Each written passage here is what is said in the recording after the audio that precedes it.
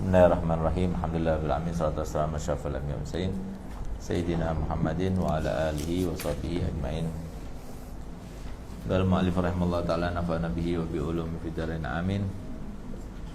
Qala Syekh Abu Thalib Al-Makki wa qad rawayna ma'na hadzal kalam an Rasulillah sallallahu alaihi wasallam lam yakun ahadukum kal 'abdi su' in khafa amalan wala kal ajir in lam yu'tal ajar lam ya'mal. In khafa amila. Kata Nabi SAW, janganlah la yakuni ahadukum, jangan kamu jadi seseorang seperti hamba yang jelek itu. Dikatakan abdusu, hamba yang jelek itu. Siapa hamba yang jelek itu? In khafa amil, kalau dia takut dia bekerja. Tapi kalau dia nggak takut, dia nggak kerja. Baik. In lam yu'ta ajru amalihi lam ya'mal. Baik. Kalau dia tidak diberikan upah kerjanya, dia tidak bekerja. Baik. Walakin ubuduhu mahabbatan lahu. Tapi hendaknya kalian semua beribadah karena berdasarkan rasa cinta kalian kepada Allah. Itu. Jadi jangan sampai kita itu melaksanakan ibadah karena takut dari neraka, takut dari siksa, mengharapkan surga dan kebahagiaan akhirat. Tidak, tapi kita itu beribadah karena dasar cinta kita kepada Allah Subhanahu wa taala. Nah, untuk menumbuhkannya bagaimana? Seperti yang saya ajarkan kemarin, ya. Nah, hendaknya kita introspeksi diri, tafakkur, ya. Bahwasanya tidak ada zat yang lebih baik, lebih perhatian, lebih mengayomi, lebih memberikan keamanan, lebih mengabulkan hajat dan sebagainya, melebihi daripada Allah Subhanahu wa taala, itu enggak ada. Nah, ketika kita tahu bahwasanya itu semuanya dari Allah Subhanahu wa taala, maka nanti akan timbul rasa mahabbah kepada Allah taala. Ketika sudah timbul rasa mahabbah kepada Allah taala, maka kita melaksanakan ibadah itu sudah bukan dengan dasar karena takut kalau kita itu melawan perintahnya, tapi karena kita ingin mendapatkan cintanya, karena cinta kita kepadanya, sehingga itu lebih mendekati kepada diterimanya ibadah kita ketimbang kita melakukannya karena takut kepada neraka ataupun kita mengharapkan surga. Jadi enggak, surga dan neraka itu bukan tingkatan orang-orang yang dekat kepada Allah dan Rasulnya, tidak. Orientasi surga dan neraka itu adalah orientasi orang-orang yang mukmin yang standar, gitu. Bukan orang mukmin yang mendapatkan makom yang tinggi, ya, yang maksimal, tidak. Tapi itu standar itu. Jadi dia melaksanakan ibadah itu takut sampai dimasukkan ke dalam neraka dan takut sampai tidak dimasukkan ke dalam surga, gitu. Tidak, tapi kita melaksanakan itu semuanya karena mahabbah kita kepada Allah dan karena kita mengharapkan cintanya Allah untuk kita. Itu harusnya. Wa qala ba'du ikhwan Ma'ruf radhiyallahu taala anhu, ahbirni anka ya Aba Mahfud. Ayu syai'in uhajika 'alal ibadati wal inqita' 'anil khalqi. Fasakata faqultu zakartal maut. Faqala wa ayyu syai'in al-maut? Qultu dzakartal qabr. Faqala ayyu syai'in al-qabr? Faqultu khaufan nar wa raja'al jannah. Faqala wa ayyu syai'in hadzani min man malaka hadza kulluh bi yadihi. In ahbabtahu ansa jami'a hadza wa in bainaka wa bainahu ma'rifah kafaka jami'u hadza. Bekas sebagian daripada saudara-saudara Ma'ruf Al-Qurhi, ya, radhiyallahu ta'ala anhu, ahbirni anka ya Aba Mahfud, beritahukan tentangmu wahai Aba Mahfud kepada kami. Ayu syai'in uhajuka 'alal ibadah wal inqita' 'anil hal. Terhadap apa jadi semangatmu untuk beribadah dan kamu memutuskan hubungan dengan makhluk? Fasakat, maka dia berdiam. Faqultu zakartal maut, atau apakah karena kamu takut kepada kematian? ingat kepada kematian, makanya kamu itu jadi semangat ibadah dan kamu memutuskan hubungan dengan manusia seakan tidak perlu pada manusia. Apa katanya ketika sebut, apa kamu takut pada kematian? Wa yusyai'al maut. Kematian itu apa? Sesuatu yang kecil, kematian. Nah, jadi bagi orang yang soleh, orang yang dekat pada Allah Ta'ala, kematian itu sesuatu yang kecil. Tapi bagi orang yang dekat, orang yang jauh daripada Allah Ta'ala, ya, kematian itu sesuatu yang besar. Suatu malapetaka, bahkan dikatakan qiyamah sughra, adalah kiamat yang kecil gitu. Padahal kematian itu sesuatu yang sesaat. Jadi suatu keadaan yang tadinya kita merasa lelah, setelah kematian sudah nggak lagi. Yang tadinya kita merasa sakit, setelah kematian nggak ada lagi. Yang tadinya kita terbebani, setelah kematian nggak ada lagi. Dan tidak ada lagi tadi, tidak ada sakit, tidak ada beban, tidak ada keadaan yang menyusahkan dan sebagainya. Itu waktu yang sangat-sangat mepet, mungkin cuma 1 detik, hilang. Tiba-tiba kita melihat, loh, kenapa badanku kok terbujur. Jadi kematian itu bukan sesuatu yang besar bagi orang yang meninggal, bukan sesuatu yang besar.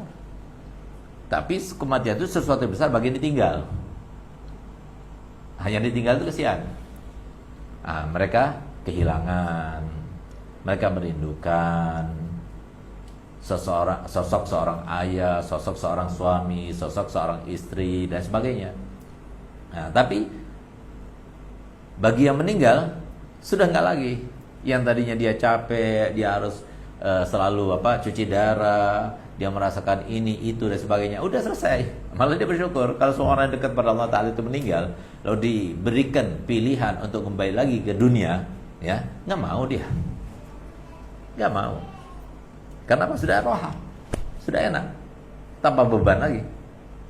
Nah, tapi bagi kita yang masih hidup dan jauh daripada Allah Ta'ala, kematian itu seakan-akan sesuatu yang besar. Nah, bagi dia, orang yang dekat pada Allah Ta'ala, seperti Ma'ruf Qurfi, jadi kematian itu ada sesuatu yang ditunggu. Kapan kematian datang itu adalah kenikmatan.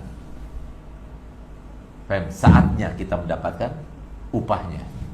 Upah dari sabar, upah daripada ibadah, upah daripada ini semuanya setelah kematian itu. Tapi bagi yang ditinggal itu ada sesuatu masalah bagi mereka. Tapi bagi yang pelakunya itu bukan sesuatu masalah. Itu kalau dekat pada Allah. Tapi beda kalau orang nggak dekat pada Allah, maka suatu kematian itu besar. Jadi besar kecilnya kematian tergantung kepada pelakunya, kepada yang merasakannya, pada yang mengalaminya. Kalau kita merasa kematian itu sesuatu yang sangat besar, berarti kita seseorang yang jauh daripada Allah. Tapi kalau kita menganggap kematian itu sesuatu yang kecil, bukan apa-apa kematian itu, bahkan sesuatu yang ditunggu. Karena capek sudah hidup di dunia. Kita masih teringat bagaimana selalu saya ceritakan Khalati rahimallah rahmatal abrar, itu Syarifah Juwariyah binti Muhammad Al-Hidwan, ya, dia punya anak yang pertama itu, ya, itu dalam keadaan lumpuh. Waktu kecil pernah lumpuh. Dibawalah kepada Habib Muhammad bin Husain Al-Idrus. Akhirnya dikasih air. Lalu air itu digosok-gosokkan. Subhanallah, dapat seminggu bisa jalan. Syarifah itu, misalnya Ustadz, berarti senang Halati ini. Dia bawa oleh-oleh, dia pergi kepada Habib Muhammad bin Husain. Masya Allah, Muhammad, terima kasih banyak, Bib. Anak saya sudah bisa jalan lagi. Tak doakan, Bib, semoga Habib ini panjang umur, sehat walafiat. Apa katanya Habib? Jangan, Syarifah, saya sudah tua, Syarifah, sudah cukup sudah di dunia. Nah, itu orang dekat sama Allah Ta'ala seperti itu, udah cukup. Kematian itu bukan suatu halangan. Kematian itu bukan sesuatu yang menakutkan bagi mereka, bukan. Nah, ini seperti ini ketika Ma'ruf Qurfi, kenapa kau begitu semangatnya beribadah dan kau memutuskan hubungan dengan manusia? Apakah karena kamu takut kepada kematian? Kematian nggak ada apa-apanya. Ini ayyusyai'al maut. Kematian itu nggak ada apa-apanya. Bagi dekat, orang dekat pada Allah Ta'ala, kematian itu adalah suatu kenikmatan. Ada landasannya, ada.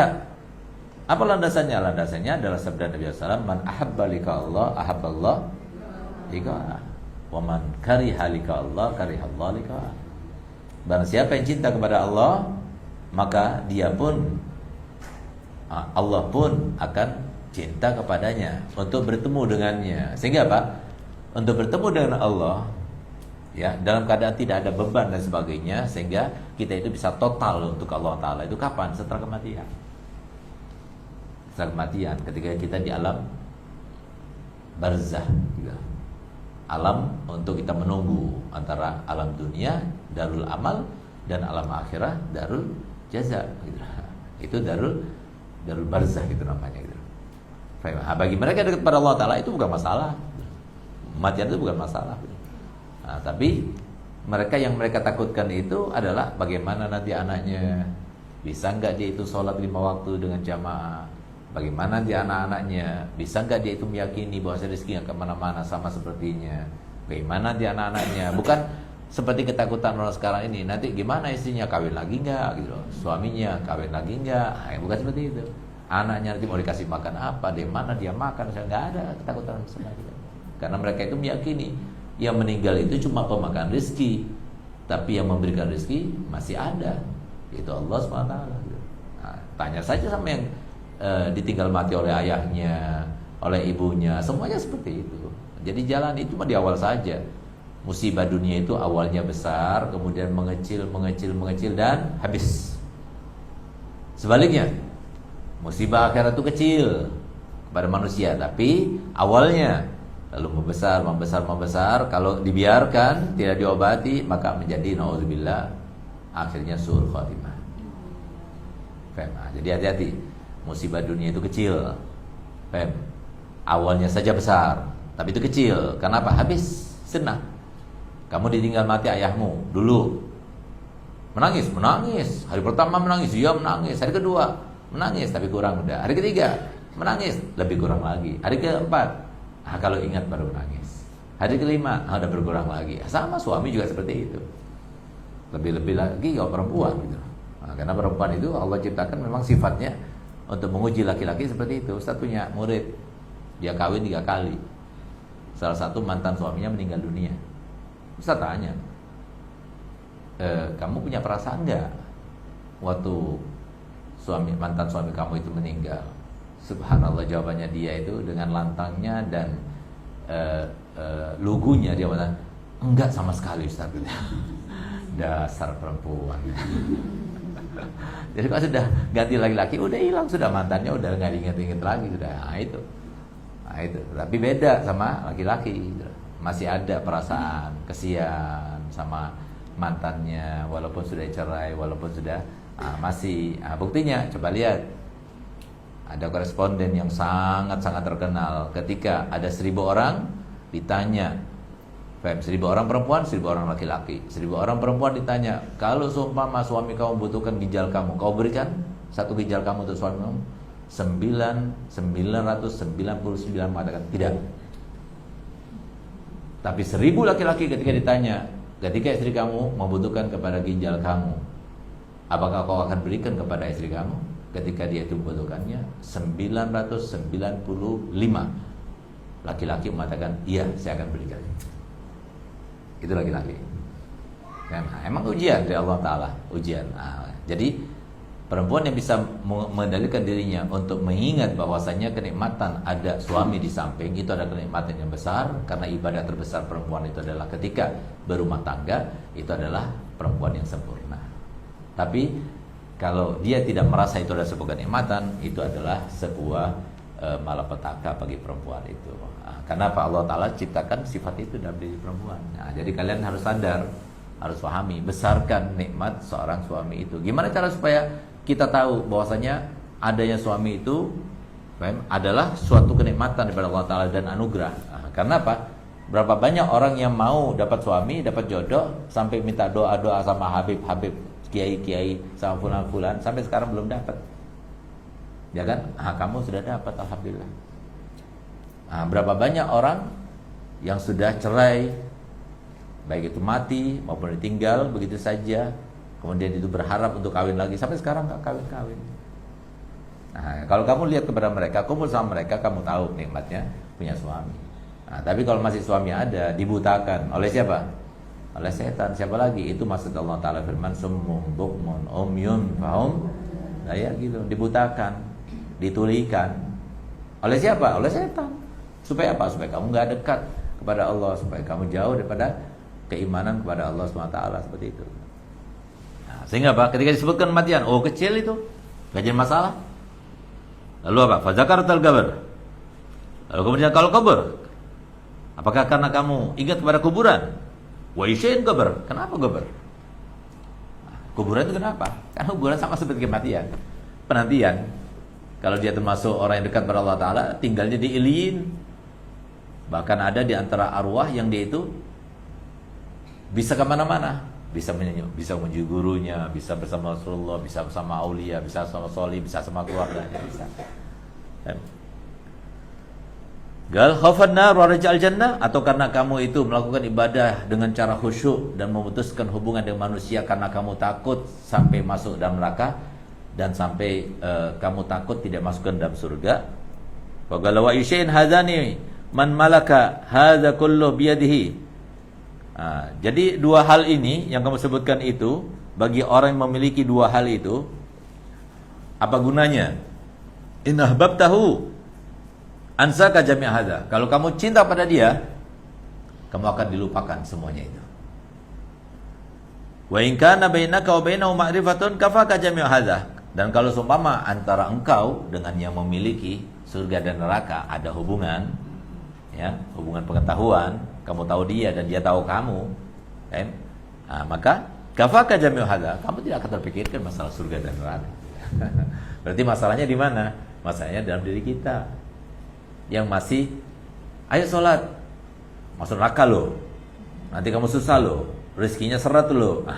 Yang semacam itu masih berarti dia termasuk orang-orang yang belum tahu dan belum mengenal kepada Allah SWT, belum merasakan kasih sayangnya Allah Ta'ala dan merasakan cinta kepada Allah SWT. Itu yang semacam itu. Wa haddatsu an Ali bin Muwaffaq wa qala Abu Talib. Haddatsu an Ali bin Muwaffaq qala ra'aitu fi an-naumi ka'anni udkhiltul jannah fa ra'aitu rajulan qa'idan 'ala ma'idatin wa malakani an yaminihi wa shimalihi yulkimanihi min jami' thayyibat wa huwa ya'kul. Wa ra'aitu rajulan qa'iman 'ala babil jannah yatasaffahu wujuha qaumin fa yadkhulu ba'duhum al-jannah wa yaruddu akharina. Qala summa jawastuhuma ila hajiratil qutus fa ra'aitu fi saradaqatil aras rajulan qad akhkhasa bi basarihi yanduru ila Allah Ta'ala la yatuf. Fa qultu li Ridwan man hadha? Qala huwa Ma'ruf al-Qurhi. Abdullah la khaufan min narih wa la syauqan ila jannatih bal hubban lahu. Faqala faqad abahu an-nadru ilaihi ila yaumil qiyamah. Wa dzukira anna al-akhirina Bishr bin Haris wa Ahmad bin Hanbal radhiyallahu anhuma. Jadi dikatakan, katanya Abu Thalib Al-Makki, Ali bin Wafiq, dia itu pernah bermimpi seakan-akan aku dimasukkan ke dalam surga. Lalu dalam surga itu ada seseorang yang duduk di kursi. Di sebelah kanannya ada malaikat, sebelah kirinya ada malaikat. Yang sebelah kanannya menyuapi makanan, yang sebelah kirinya juga menyuapi makanan, katanya. Kemudian lalu aku melihat ada satu orang lagi, dia di pintu surga. Lalu menyeleksi orang-orang yang datang. Lalu ketika dia melihatnya orang baik, masuk. Yang lainnya ditolaknya, suruh lewat. Lalu terus aku melewati keduanya. Ketika aku sampai ke Arasy Allah, aku melihat seseorang yang dia itu mengarahkan tatapannya selalu kepada Allah. Faqultu Ridwan, aku berkata kepada malaikat Ridwan, siapa ini? Orang yang selalu melihat dan memandang kepada Allah. Faqala huwa Ma'ruf al-Qurhi. Dia itu adalah Ma'ruf al-Qurhi. Yang dia itu dia beribadah kepada Allah bukan karena takut kepada nerakanya dan bukan karena rindu kepada surganya, akan tapi karena cinta kepadanya. Dan karena itulah kemudian Allah Ta'ala memberikan dia sebuah anugerah, yaitu diperbolehkan baginya untuk mandang wajahnya Allah sampai hari kiamat.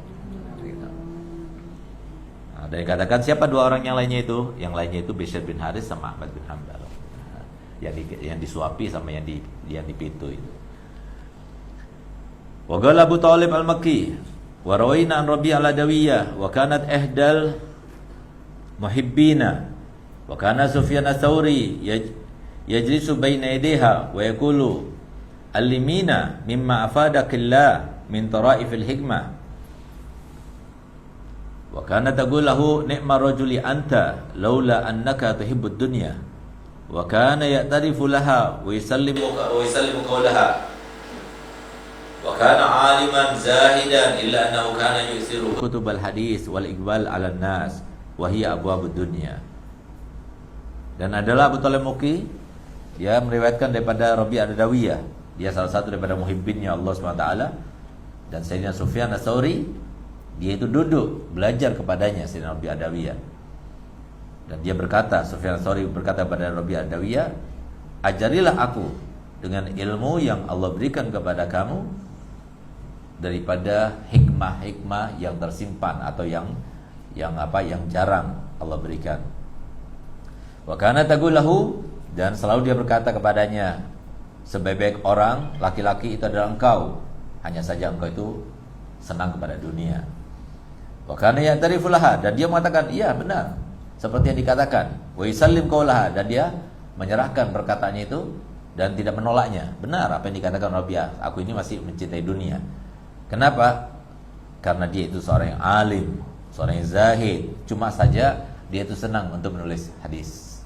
Sehingga riwayatnya kan banyak. Riwayat Imam Sayyidina Sufyan Ats-Tsauri kan banyak. Sehingga wal iqbal an-nas, dan kalau orang itu datang belajar pada dia itu dia senang. Nah, itu maksudnya senangnya itu. Coba dia tinggalkan itu lebih baik lagi kata Sayyidina Rabi' Ad-Dawiyah. Wa hiya abwabud dunya. Wa qala al-Ats-Tsauri yawman likulli 'abdin syaritah wa likulli imanin haqiqah.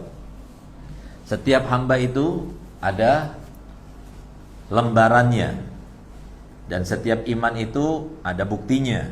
Fama haqiqatu imanik, lalu apa bukti keimananmu? Faqalat ma abatullah khaufan minan nar fa akunu kal abdi su in khafa amil wala hubban lil jannah fa akunu kal ajiri su in utiya amil. Ketika ditanya Sayyidina Rabi' Ad-Dawiyah, segala sesuatu itu pasti ada tanda-tandanya. Lalu tanda keimanan kamu itu apa? Kata Sayyidina Rabi' Ad-Dawiyah, aku tidak pernah beribadah kepada Allah karena takut kepada neraka. Berarti sama seperti seorang hamba, di mana kalau dia itu digaji, diupah, dia mau kerja. Kalau tidak, tidak. Dan juga bukan karena aku ingin dimasukkan dalam surga, maka jadilah aku seperti orang yang disewa. In utiya amil, kalau dikasih baru dia kerja, kalau enggak dikasih dia enggak kerja. Walakin abadtuhu hubban lahu wa syauqan ilaihi, akan tapi aku beribadah karena aku cinta kepadanya dan rindu kepadanya. Fa idza amila muridu ala ma zakarna kana 'abdan lillahi haqqan. Fa in talaba minhu athawaba aw ista'adza bihi min al-iqab fa inna ma yatlubu wa yasta'idu bi indijazan liwa'di rabbih wa firaran min da'wa ru'yati haddih wa tiba'an lima habbahu minhu. Jadi kalau seumpama kan ada di antara doa-doa, ya Allah masukkan aku dalam surga, ya Allah lindungi aku dari neraka. Nah, terus itu gimana? Doa-doa yang dibaca oleh para orang soleh, padahal mereka itu beribadah bukan untuk itu. Nah, kata dia, ya dia meminta surga, berlindung daripada neraka, indijazan liwa'di rabbih, untuk supaya meminta supaya benar-benar dibuktikan bahwasanya Allah Ta'ala itu benar-benar apapun yang dijanjikannya pasti ditepati. Wa firar min da'wa ru'yati haddi, dan untuk supaya lari daripada seakan-akan ini semuanya aku berhak mendapatkannya, bukan karena rahmat Allah Ta'ala. Sehingga dia membaca itu semuanya gitu. Wa tiba'an lima habbahu, karena Rasulullah yang mengajarkan itu semuanya, doa-doa itu. Aku mengikuti Nabi SAW gitu. Jadi karena 3 hal itu. Nah, tapi tetap ibadahnya bukan karena takut kepada neraka dan karena ingin dimasukkan dalam surga. Wa adina lahu fihi min talabihi li fadlihi wa ihsanihi wa karamihi wa imtinanihi. Wa hadza ma ashbahu wa huwa al-ma'na bil hadits al-marwi an Abi Hurairah radhiyallahu anhu qala Rasulullah sallallahu alaihi wasallam li rajulin ma taqulu fi shalah atashahad summa qulu Allahumma inni as'aluka al-jannata wa a'udzubika minan nar. Amma wallah ma ahsan dandanatik wala dandanat mu'ad. Faqala haulaha nudandin la an yakuna raja'uhu li husuli dzalika wa khawfihi min faqadihi ba'isan lahu 'alal qiyam bi ta'atihi wa mulazamata ibadatihi. Fa yakunu 'amaluhu idzaka madkhulan ma'lulan. Hadza huwa mazhabul 'arifin wal muhaqqiqin wa alaihi tambani qawaidut tasawuf kullaha. Nah, jadi ketika Nabi SAW berkata kepada seseorang di dalam hadis yang diriwayatkan oleh Imam Abi Hurairah, sahabat Abu Hurairah, apa yang kamu baca dalam salat? Aku membaca syahadat. Lalu kemudian aku membaca Allahumma inni as'alukal jannata wa a'udzubika minan nar. Amma wallah ma uhsin danatak. Aku tidak bisa bermunajah, dan dana itu seperti lagu gitu, bermunajah kepadamu gitu. Waladan danat ma'at faqala haulaha nudandin. Bahkan juga seperti munajatnya Mu'ad, kamu enggak bisa juga, katanya Rasulullah SAW. Faqala haulaha nudandin la ayyakuna raja'u li husuli dzalik wa khawfi min faqdi ba'isan lahu. Jadi artinya aku membaca doa itu, paham? Harapannya dia itu untuk mendapatkan itu, dan takutnya dia karena takut kehilangan itu ba'isan lahu alal qiyam bi ta'atihi, sebagai pembangkit untuk dia itu lebih rajin lagi dalam ibadah. Yakun amalu idzaka madkhulan ma'lulan. Jadi kalau semacam ini berarti dia itu ibadahnya sudah tersusupi, ya, sudah terkontaminasi dengan sesuatu yang tidak baik.